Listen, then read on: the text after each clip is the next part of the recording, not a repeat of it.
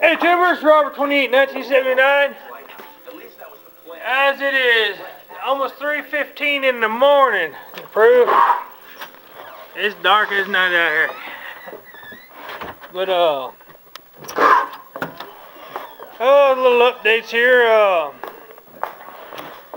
on the case. I did a little bit more.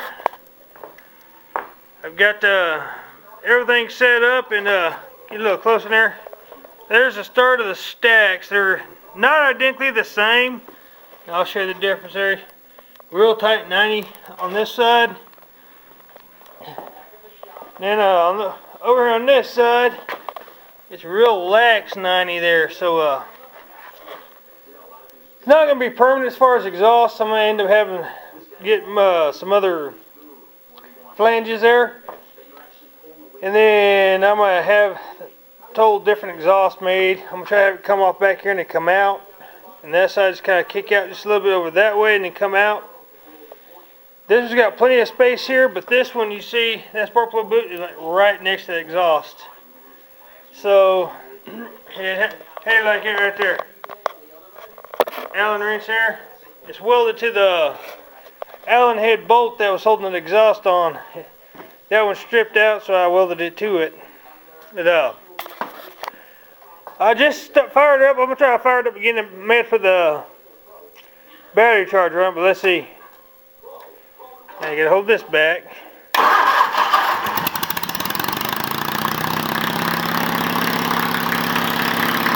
It's officially running.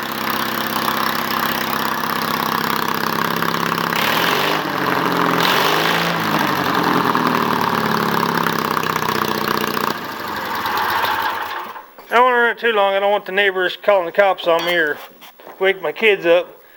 Then I have to deal with them P.O. mama. So,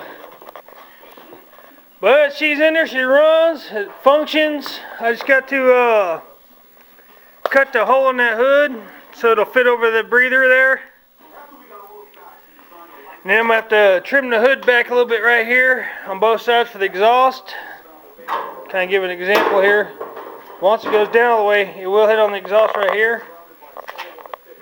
So I'm going to have to cut it back here, back around up some, probably up to the decal there, on both sides.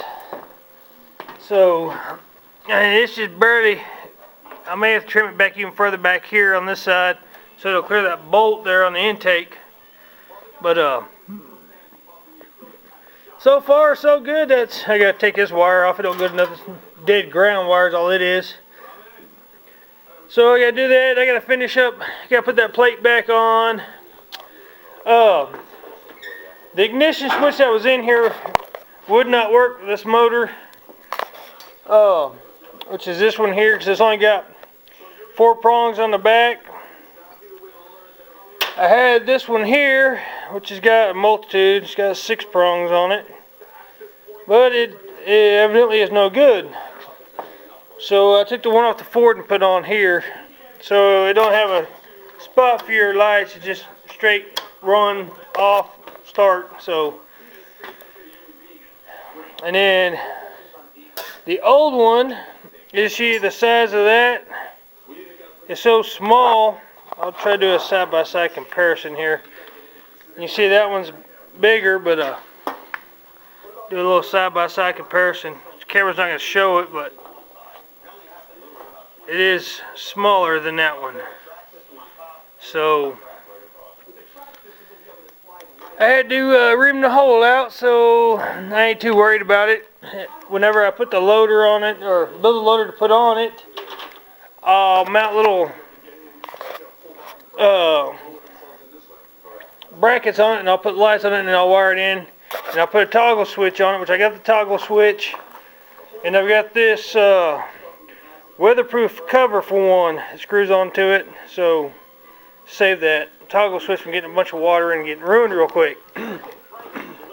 But other than cutting the hood, which I'll do that tomorrow night, because I've got to go to the Paul Drury Canyon tomorrow, so my wife will take her bike down there and get a practice run in. Get some practice on that deal, and then I gotta work on a '03 Dodge tomorrow. I got the way I want to do it, I can't. The transfer case has actually got a crack in it, to the front drive line came apart and busted the transfer case. So the guy just wants me to go in there, clean it up, put a little gouge down through it, throw some JB Weld over it, call it good. But it's where it's cracked. You know, you got where it bolts to the transmission. You come off that little stub there, and you get your output shaft for your front drive line. Well, it's cracked from maybe about the center of that transfer case all the way down to the bolt hole. It's not cracked through it, but it's cracked to it. And I'm just worried if they romp on it or anything, that transfer case might flex a little bit and crack it back out, or bust the JB Weld loose and cause some more problems. But I guess I'll have to find out. But stay tuned. There'll probably be a couple more videos coming up with this motor issue on this one. It's already almost pretty much buttoned up. But as y'all can see here too, I took all the pulley and stuff back off. It's just laying over there on the floor, and actually spun that nut back on here, put the fan back, and it gave me just enough clearance there to mount that right, so they'll no longer be hitting on the fins on the front, which is a good thing. So yeah, hopefully I'll get her finished up here pretty soon, and then I start getting some videos. Kind of a little bit warm, not too bad. Get some videos of the 3-point hitch as I build it. So anyway, I'm gonna leave it at that. And if anybody needs any parts off this thing or something, send me a message.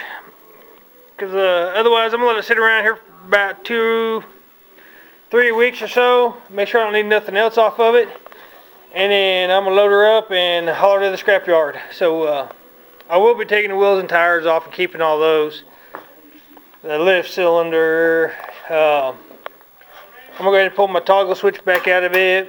My push button out of it. The choke cable's going to come out of it. Pull the seat off because it's going to go back on that case. And when I do it, I'm going to take these runners off, the adjusters, and mount them on that case. So I'll be able to adjust it. Because with this seat, the way it was on that case, I didn't have enough room for that 3-point hitch to hit the seat.